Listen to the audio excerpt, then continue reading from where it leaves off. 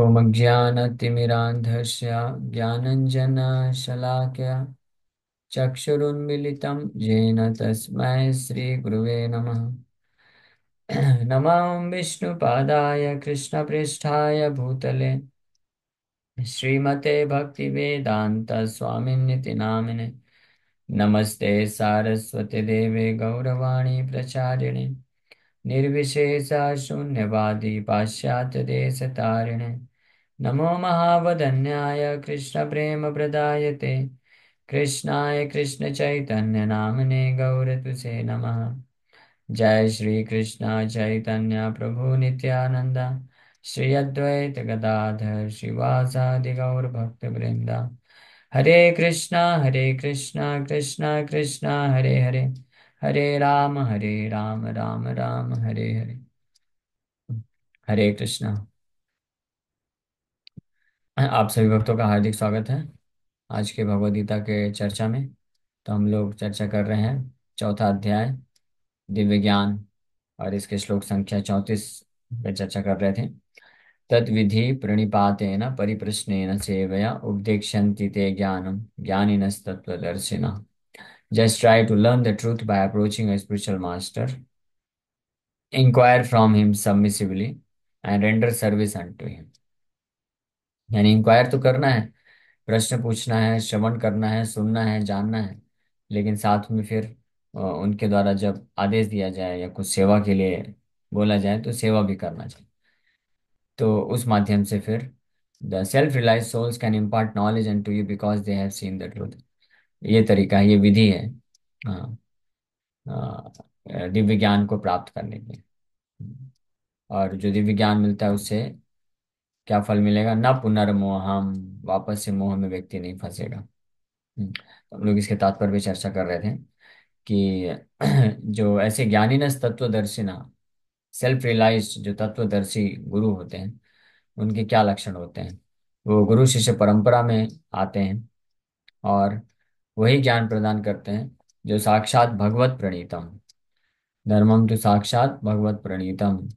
धर्म का जो ज्ञान है वो डायरेक्ट भगवान के द्वारा दिया जाता है। तो उसी ज्ञान को वो आगे प्रदान करते हैं एज इट इज, यथारूप। वो खुद से मैन्युफैक्चर नहीं करते हैं। तो ये योग्यता है प्रामाणिक आध्यात्मिक गुरु की। बोनाफाइड स्पिरिचुअल मास्टर बोलते हैं ना, बोनाफाइड मतलब प्रमाणिक, ऑथराइज। आध्यात्मिक गुरु बनने का योग्यता क्या है? कि वो वही ज्ञान प्रदान करते हैं जो भगवान कृष्ण के द्वारा प्रदान किया गया, अपने से खुद से मैन्युफैक्चर नहीं करते हैं। जिस प्रकार से प्रमाणिक कॉलेज या प्रमाणिक प्रोफेसर, हाँ, उनको बोलते हैं जो गवर्नमेंट ऑथराइज इंस्टीट्यूशंस इस में होते हैं। गवर्नमेंट ऑथराइज जो कॉलेजेस यूनिवर्सिटीज होते हैं उनको ही ऑथराइज या बोनाफाइड कॉलेजेस या प्रमाणिक कॉलेज बोला जाता है। जैसे प्रमाणिक डॉक्टर, ऑथराइज डॉक्टर किसको बोलेंगे? जिसके पास गवर्नमेंट लाइसेंस हो। हाँ, केवल कोई अगर सोचेगा कि वो मेडिकल बुक्स लेकर के और पढ़ाई कर लिया तो उससे हो सकता है वो ज्ञान, मेडिकल बुक को पढ़ के कुछ कुछ ज्ञान भी अर्जन कर ले, लेकिन जब तक वो मेडिकल कॉलेज में जा करके किसी मेडिकल प्रैक्टिशनर डॉक्टर के आश्रय में रह करके प्रैक्टिस नहीं करता है तो गवर्नमेंट से लाइसेंस प्राप्त नहीं कर सकता है। तो जब तक गवर्नमेंट लाइसेंस नहीं है तब तक कोई भी ऐसे अपना क्लिनिक नहीं खोल सकता है, हॉस्पिटल में डॉक्टर नहीं बन सकता है। हाँ, तो यहाँ तक कि भौतिक चीज के लिए भी इतना इम्पोर्टेंट है। भौतिक ज्ञान को भी प्रदान करने के लिए, उसका इस्तेमाल करने के लिए ऑथराइजेशन का आवश्यकता होता है, ऑथराइज होना चाहिए। हाँ, तो बाकी अब और चीज़ की क्या बात करना। यहाँ तक कि बहुत कुछ प्रो जो बिजनेस करते हैं, तो बिजनेस अपना कंपनी खोलने के लिए, अपने प्रोडक्ट को बेचने के लिए, धंधा करने के लिए, चाहे छोटा से छोटा प्रोडक्ट ही क्यों ना हो, उसका भी उनको गवर्नमेंट का ऑथराइजेशन लेना पड़ता है, लाइसेंस होना चाहिए। तो यहाँ पे तो आध्यात्मिक ज्ञान है जो सबसे महत्वपूर्ण है, और जो सबसे बड़ा गिफ्ट जिससे हमको प्राप्त होने वाला है, तो वो अनऑथराइज होगा तो कैसे चलेगा। हाँ, तो इसलिए आध्यात्मिक ज्ञान को हम ऑथराइज सोर्स से प्राप्त करना चाहिए। जैसे सुबह आज राकेश वो पूछ रहे थे कि नारद मुनि को ऐसे ऐसा दिखाया जाता है, वो लोग ऐसा दिखाते हैं, बताते हैं, नारद मुनि इधर की बात उधर करते हैं। तो जो अनऑथराइज सोर्स से हम नॉलेज अगर लेंगे तो वो लोग तो ऐसे ही बोलेंगे, तो उस ज्ञान पे हम विश्वास नहीं कर सकते हैं। तो हमको आध्यात्मिक ज्ञान, आध्यात्मिक विषय वस्तु, आध्यात्मिक व्यक्तियों के बारे में, भगवान के बारे में जानना है, तो उसका भी प्रमाणिक तरीका है। और वो प्रमाणिक गुरु होते हैं, जो प्रमाणिक संप्रदाय या कॉलेज बोल सकते हैं, ऑथराइज इंस्टीट्यूशंस। ये चार वैष्णव संप्रदाय हैं। इन चार वैष्णव संप्रदाय में जो प्रमाणिक आचार्य आते हैं, उन संप्रदाय की शिक्षाओं को यथारूप प्रस्तुत करने वाले आचार्य, वही प्रमाणिक आचार्य कहलाते हैं। और उनके द्वारा ही वास्तव में ज्ञान, आध्यात्मिक ज्ञान प्राप्त किया जा सकता है। तो इस प्रकार से यहाँ तक हम लोग का चर्चा किए थे। So nor by independent study of books of knowledge can one progress in spiritual life. हाँ, अगर प्रमाणिक शास्त्र भी है किसी के पास, फिर भी उसका स्वतंत्र रूप से अध्ययन करके कोई आध्यात्मिक जीवन में प्रगति भी नहीं कर सकता है। हम्म। जैसे भगवत गीता तो ऑथराइज है। हाँ, स्पिरिचुअल नॉलेज का ऑथराइज प्रमाणिक ग्रंथ है। लेकिन कई लोग होते हैं भगवत गीता खुद से पढ़ने का प्रयास करते हैं, लेकिन स्वतंत्र रूप से पढ़ने के बाद भी या तो समझ नहीं पाएंगे, और अगर कुछ समझेंगे भी तो उसको पालन नहीं कर पाते हैं। क्योंकि एक गुरु की आवश्यकता होती है, जो एक स्टेप में, हर स्टेप में हमको गाइडेंस दे। So one has to approach a bona fide spiritual master to receive knowledge. तो सबसे पहला स्टेप है ज्ञान प्राप्त करने के लिए कि व्यक्ति को एक प्रमाणिक गुरु के पास जाना चाहिए। हाँ, लेकिन केवल प्रमाणिक गुरु को अप्रोच करने से, जाने से मात्र से ज्ञान मिल जाएगा नहीं, और भी कुछ कंडीशन है। Such a spiritual master should be accepted in full surrender. पर ये बात है ना, परिप्रश्न है, पूर्ण समर्पण के भाव में स्वीकार करना चाहिए। And one should serve the spiritual master like a menial servant without false prestige. और साथ में तो ये तीन चीजें हैं। एक तो प्रमाणिक गुरु के पास जाना चाहिए, प्रमाणिक गुरु को एक्सेप्ट, स्वीकार करना चाहिए। कोई अनऑथराइज ढोंगी गुरु को स्वीकार नहीं करना चाहिए। केवल बाहरी रूप से ये देख करके कि अरे इसके इतने सारे फॉलोअर्स हैं, ये कितना अच्छा बोलते हैं, और कितने इनके पास शक्तियां हैं, देखो जादू हैं, ये जो बोलते हैं सच सच हो जाता है। ये सब जो है प्रमाणिक गुरु के लक्षण नहीं होते हैं। प्रमाणिक गुरु के लक्षण केवल एक ही है, वो है कि जो भगवान ज्ञान प्रदान करते हैं, उसी ज्ञान का वो वितरण करते हैं, अपने से खुद से मैन्युफैक्चर नहीं करते हैं ज्ञान की। अपने फर्टाइल ब्रेन, प्रभुपाद जी बोलते हैं, फर्टाइल फर्टाइल ब्रेन में उत्पादन नहीं करते हैं ज्ञान को। वो ज्ञान को एज इट इज प्रदान करते हैं, उनको प्रमाणिक गुरु बोलते हैं। तो ऐसे प्रमाणिक ऑथराइज बोनाफाइड स्पिरिचुअल मास्टर को अप्रोच करना चाहिए, पहला चीज। और फिर उनको अप्रोच करके उनसे सबमिसिव इंक्वायरी करना चाहिए, समर्पण करना चाहिए। और फिर वो जैसा बोलते हैं उस हिसाब से सेवा करना चाहिए। जैसे मान लीजिए किसी को बीमारी है, तो बीमारी है तो सबसे पहले उसको बोनाफाइड डॉक्टर को ढूंढना चाहिए, ऑथराइज डॉक्टर होना चाहिए, लाइसेंस, गवर्नमेंट लाइसेंस प्राप्त किया हुआ डॉक्टर और एक्सपीरियंस डॉक्टर है, तो उसको अप्रोच करना चाहिए। लेकिन केवल ऑथराइज डॉक्टर के पास जाने मात्र से बीमारी दूर नहीं हो जाएगी। उसके बाद फिर उस डॉक्टर को समर्पण करना चाहिए। समर्पण मतलब कि डॉक्टर को अब अलाउ करना चाहिए कि अब आप ट्रीटमेंट करो। डॉक्टर बोलेगा कि नहीं नहीं, आप ये वाला टेस्ट कराओ, और आप बोलोगे नहीं ये टेस्ट नहीं कराऊंगा, मैं दूसरा टेस्ट कराऊंगा, तो फिर काम नहीं चलेगा। डॉक्टर जो टेस्ट डायग्नोस करने के लिए जो आपको बोलेगा वो करना पड़ेगा। इसको बोलते हैं समर्पण। और फिर डॉक्टर फिर जब टेस्ट वगैरह हो गया, और फाइनली जब मेडिसिन रिकमेंड करेगा, डूज एंड डोंट्स बताएगा कि ये करना चाहिए, ये नहीं करना चाहिए, तो फिर उसको पालन करना पड़ेगा, तब जो है ठीक होगा। पालन करने के पश्चात तो ये तीनों कार्य करना पड़ेगा। तो इसी प्रकार से हम लोग भी आध्यात्मिक रूप से बीमार हैं, हाँ, तो हमको पहले ऑथराइज डॉक्टर, स्पिरिचुअल मास्टर, प्रमाणिक गुरु के पास जाना चाहिए। फिर उनका जो मार्गदर्शन है उसको स्वीकार करना चाहिए। फिर उसके बाद वो जो डूज एंड डोंट्स बताते हैं उसको पालन करना चाहिए, कि सेवा करना चाहिए, क्या नहीं करना चाहिए, भक्तों का संग में रहना चाहिए, और अभक्तों को, ईर्ष्यालु लोगों का संग छोड़ देना चाहिए, और नाम जप करना चाहिए, मंदिर आना चाहिए, भगवान का सेवा करना चाहिए, चार नियम का पालन करना चाहिए, ये पाप नहीं करने चाहिए, ये चीज़ नहीं खाना चाहिए, बिना भोग लगाए नहीं खाना चाहिए, भगवान को भोग लगाना चाहिए। तो ये सब जो फिर नियम कानून, परहेज और क्या करना चाहिए, ये सब बताए जाते हैं। तो उसको जो पालन करता है, तो उसको माना जाता है कि वो वास्तविक रूप में एक प्रमाणिक गुरु का आश्रय लिया है। और इस तरह से बिना false prestige, without false prestige, बिना अहंकार के वो जो है अप्रोच करना चाहिए। हाँ, जैसे डॉक्टर के पास गए और डॉक्टर कुछ कुछ बता रहा है, और आप सोचोगे कि क्या डॉक्टर साहब आप क्या बता रहे हैं, ऐसा थोड़ी ना होता है। तो फिर डॉक्टर के पास क्यों आए हैं? डॉक्टर जैसा बताएगा उसको स्वीकार करना चाहिए, है ना। कुछ लोग खुद के डॉक्टर खुद ही बन जाते हैं, डॉक्टर कुछ सजेशन देता है और वो बोलते हैं नहीं नहीं डॉक्टर कुछ नहीं जानता है, हम ज्यादा जानते हैं। हाँ, तो इस प्रकार से डॉक्टर के भी डॉक्टर बनने का प्रयास नहीं करना चाहिए। हाँ, तो उसी प्रकार से आध्यात्मिक गुरु के पास जब जाते हैं तो कुछ लोग जो है वो शिक्षा लेने की बजाय शिक्षा देना प्रारंभ कर देते हैं। हाँ, तो वो फिर फॉल्स प्रेस्टीज हो गया, तो वो हेल्प नहीं करेगा। प्रामाणिक गुरु के पास आकर के भी वास्तव में उसको कोई लाभ नहीं मिलने वाला है। तो satisfaction of the self realized spiritual master is the secret of advancement in spiritual life. इसी को विश्वनाथ चक्रवर्ती ठाकुर गुरु अष्टकम में स्पष्ट लिखते हैं, यस्य प्रसादात् भगवत प्रसादो, यस्य अप्रसादान् न गति कुतोपि। यस्य प्रसादात्, जिनकी कृपा से यानी जिनकी संतुष्टि से, भगवत प्रसाद, भगवान संतुष्ट हो जाते हैं, भगवान की कृपा मिल जाती है। तो ये सबसे इम्पोर्टेंट लाइन है। हाँ, आध्यात्मिक जीवन में प्रगति करने का एकमात्र उपाय यहाँ पे लिखा हुआ है। कम से कम आज के कलयुग के दुर्दशा की अवस्था में तो यही एक उपाय है, अदरवाइज संभव ही नहीं है।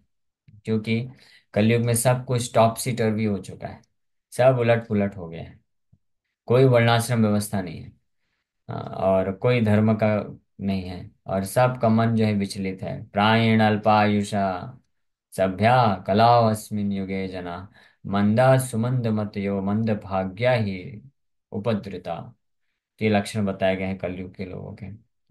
और हम सब लोग कलयुग में है तो हम सब फील करते ही हैं। हाँ, जानते ही हैं कैसे मन डिस्टर्ब करता है, मन विचलित होता है, और आध्यात्मिक कार्य करने के लिए आलस आता है। भौतिक कार्य के प्रति बहुत जो है चेष्टा आती है, और उसके प्रति भौतिक चीज़ों के प्रति लालच है, और आध्यात्मिक चीज़ों में प्रगति करने के लिए कोई इतनी तीव्र इच्छा नहीं है। तो ये सब डिस्क्वालिफिकेशन होने के कारण कोई व्यक्ति खुद के प्रयास से ये संभव ही नहीं है कि वो आगे बढ़ सके। इसलिए एकमात्र जो परफेक्ट सोल्यूशन है, उपाय है, वो यही है कि कोई ऐसे प्रामाणिक गुरु आचार्य हैं, उनको अगर सेटिस्फाई कर दिया जाए तो उसके माध्यम से बहुत फास्ट एडवांसमेंट हो जाता है आध्यात्मिक जीवन में।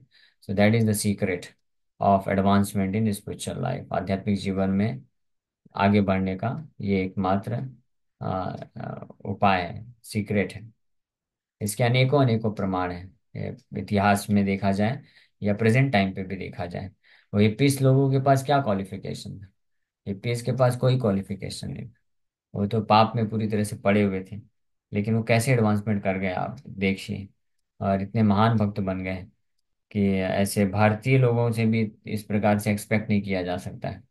तो इसका एक ही कारण था कि उन्होंने पूर्ण भाव से प्रभुपाद जी को समर्पण किए, और प्रभुपाद जी जैसा उनको गाइड करते जाते थे वो उस गाइडेंस को स्वीकार करते जाते थे, और आगे बढ़ते जाते थे। तो प्रभुपाद जी सेटिस्फाई हुए उनसे। प्रभुपाद जी कितने बार क्रेडिट देते हैं कि I am very thankful to all my European and American disciples who are helping me to push forward this Krishna consciousness movement. Prabhupada ji इतने संतुष्ट हुए कि उसके कारण वो भक्त लोग बहुत ही पतित अवस्था में पहले होने के बावजूद भी वो स्पिरिचुअल एडवांसमेंट किए, आगे बढ़ गए।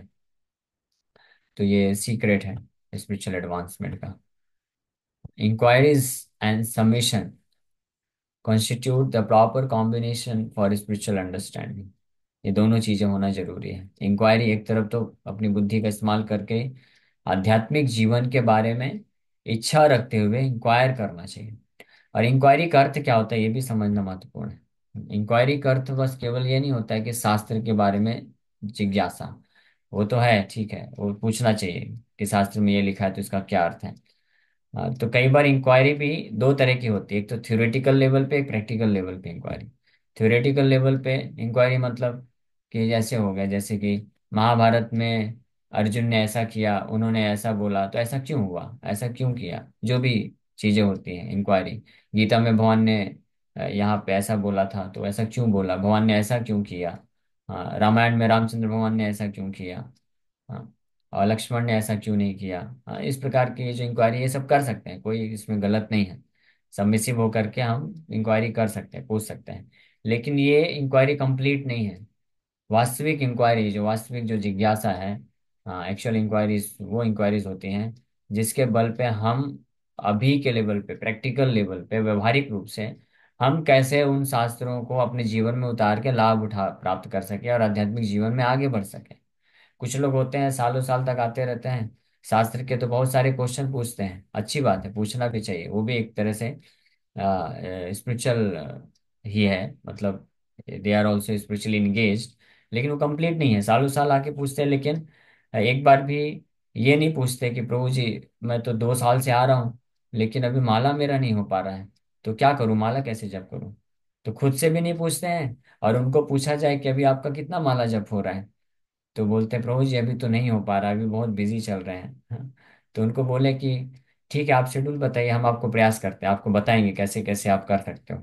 तो उसमें भी इंटरेस्ट नहीं लेते हैं, फिर वहां पे इंक्वायरी नहीं करते हैं कि कैसे हम नाम जब बढ़ा सकें, कैसे हम भगवान की सेवा कर सकें, हाँ, कैसे हम और जो है आगे बढ़ सकते हैं, खुद खुद खुद को, अपने आप को कैसे आध्यात्मिक जीवन में आगे बढ़ाएं, इसके बारे में कोई प्रश्न अगर नहीं करता है तो वास्तव में उसका इंक्वायरी कंप्लीट नहीं होता है, और वो एक टेंजिबल स्पिरिचुअल एडवांसमेंट, यानी जो प्रैक्टिकल व्यवहारिक आध्यात्मिक प्रगति को महसूस नहीं कर पाएगा।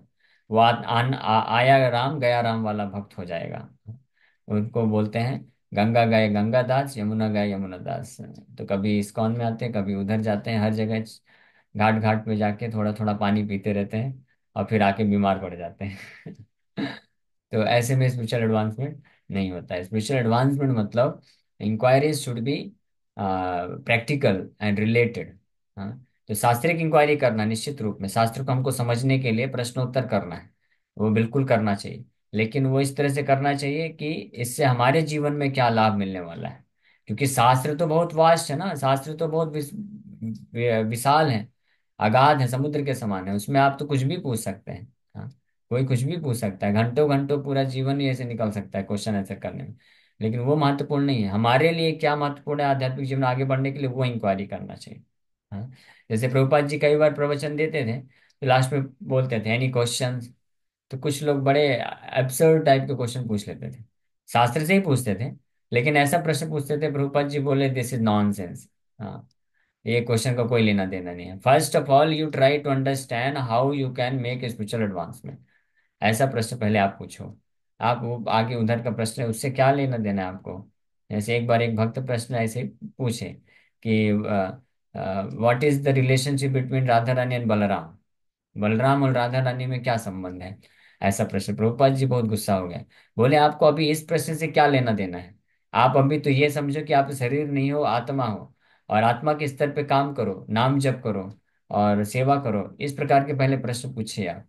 बाकी वैसे फिर बाकी तो प्रश्न तो बहुत सारे पूछे जा सकते हैं कि भगवान ने रासलीला में छोड़ के क्यों चले गए, और अर्जुन को ही गीता क्यों सुनाया, चलो ये तो पूछ सकते हैं अर्जुन को ही गीता क्यों सुनाया। इस तरह के बहुत सारे वैरायटी के क्वेश्चन है, कुछ लोग केवल क्वेश्चन घंटों घंटों पूछते रहते हैं, इंक्वायरी करते रहते हैं, लेकिन कोई प्रैक्टिकल सोल्यूशन नहीं होता है। हाँ, हमारे वीर कृष्ण जी बोलते हैं इन्फॉर्मेशन इन्फॉर्मेशन नो ट्रांसफॉर्मेशन।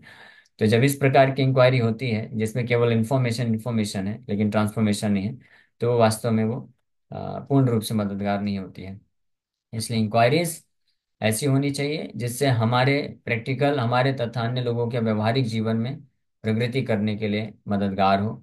और उन इंक्वायरीज को फिर सबमिशन के साथ, हाँ, यानी विनम्रता के साथ पूछना चाहिए, और सबमिशन का मतलब है यस, अगर आप जैसे फिर गाइड करेंगे तो सबमिट करता हूँ मैं अपने आप को, यानी मैं उसको पालन करूंगा। सो तब कंप्लीट होता है ये process approaching a spiritual master, और फिर व्यक्ति जो है आध्यात्मिक ज्ञान को प्राप्त कर सकता है। Unless there is submission and service, inquiries from the learned spiritual master will not be effective. Clear Prabhupada ji लिख रहे हैं कि अगर सबमिशन नहीं है, यानी one is not willing to accept the inquiries answers, स्वीकार करने के लिए तैयार नहीं, स्वीकार करना मतलब बस ये नहीं कि हाँ हाँ प्रभु जी सही बोल रहे हैं आप, वो तो सही ही बोल रहे हैं, लेकिन स्वीकार करने का मतलब है कि जैसा फिर बोला जा रहा है तो वैसे करना, और फिर सर्विस सेवा। तो अगर ये नहीं रहता एस्पेक्ट, तो फिर इंक्वायरी करना एक विद्यमान प्रमाणिक गुरु से वो इफेक्टिव नहीं होगा, वो जस्ट वेस्ट ऑफ टाइम हो जाएगा दोनों के लिए। तो इसलिए कई बार ऐसे जो प्रमाणिक गुरु होते हैं वो जान जाते हैं कि ये जो है फलाना फलाना व्यक्ति, ये केवल आके पूछता है, टाइम वेस्ट करता है, इसको कुछ पालन करने में इंटरेस्ट नहीं है, तो फिर उन लोग को फिर ज्यादा वो भाव नहीं देते हैं। लेकिन अगर कोई एक भी शिष्य ऐसा होता है, one moon is better than thousands of stars, एक भी शिष्य ऐसा है जो कि वास्तव में सीरियस है, आध्यात्मिक जीवन प्रगति करना चाहता है, तो जो प्रामाणिक गुरु होते हैं उसको पूरा समय देते हैं और उसको पूरा जो है मदद करते हैं। और इसके परफेक्ट एग्जाम्पल है सुखदेव गोस्वामी। सुखदेव गोस्वामी किसी से बात नहीं करते थे, कहीं 5 मिनट से ज्यादा कहीं रुकते भी नहीं थे। लेकिन वही सुखदेव गोस्वामी जब परीक्षित महाराज आके अप्रोच किए और प्रश्न पूछे, तो बैठ गए, 7 दिन 7 रातों तक लगातार उनको दिव्य ज्ञान प्रदान कर रहे हैं। क्योंकि परीक्षित महाराज का भाव था, इस भाव में अप्रोच किए थे। तद्विद्धि प्रणिपाते न परिप्रश्ने न सेवया, वो आध्यात्मिक जीवन में प्रगति करना ही चाहते थे और पूर्ण रूप से समर्पण के साथ स्वीकार किए थे कि आप जो बोलेंगे मैं पालन करूंगा। इसलिए सुखदेव गोस्वामी उनको समय देते हैं और सुनाते हैं, समझाते हैं। So one must be able to pass the test of the spiritual master, and when he sees the genuine desire of the disciple, he automatically blesses the disciple with genuine spiritual understanding. तो ये बहुत महत्वपूर्ण चीज है। जो genuine spiritual understanding है, जो वास्तविक आध्यात्मिक समझ है या परिपक्वता है, वो वास्तव में केवल पूछ करके या सुन करके या पढ़ करके नहीं प्राप्त की जा सकती है। ये बहुत महत्वपूर्ण चीज है। जो प्रामाणिक आध्यात्मिक गुरु होते हैं, जब शिष्य, one must be able to pass the test of the spiritual master, आध्यात्मिक गुरु के जो टेस्ट है उसको पास करना चाहिए। कौन सा टेस्ट होता है? रिटन एग्जाम होता है या एमसीक्यूज होता है या इंटरव्यू होता है? ये इनमें से कोई नहीं होता है। न रिटन एग्जाम होगा, ना एमसीक्यूज होगा, और ना तो ओपन बुक होगा कि आप पहले से जाके प्रिपेयर कर लें और नकल कर लें। चैट जीपीटी भी आपको हेल्प नहीं कर पाएगा। तो जो आध्यात्मिक गुरु का टेस्ट होता है वो बड़ा सिंपल टेस्ट होता है। She only test sincerity and seriousness of the disciple. हाँ, शिष्य जो आध्यात्मिक मार्ग में प्रवेश करना चाहता है, तो शिष्य का उसका केवल सिंसियरिटी और सीरियसनेस, निष्ठा और गंभीरता को टेस्ट करते हैं। अगर कोई शिष्य निष्ठा और गंभीरता के टेस्ट को पास कर गया, तो ऑटोमेटिकली कुछ अलग से कुछ करने की जरूरत नहीं है। शिष्य को बार बार जाके गुरु के चरणों को पकड़ने का जरूरत नहीं कि मुझे आशीर्वाद दो आशीर्वाद दो, नहीं। ये सब कुछ करने की जरूरत नहीं है।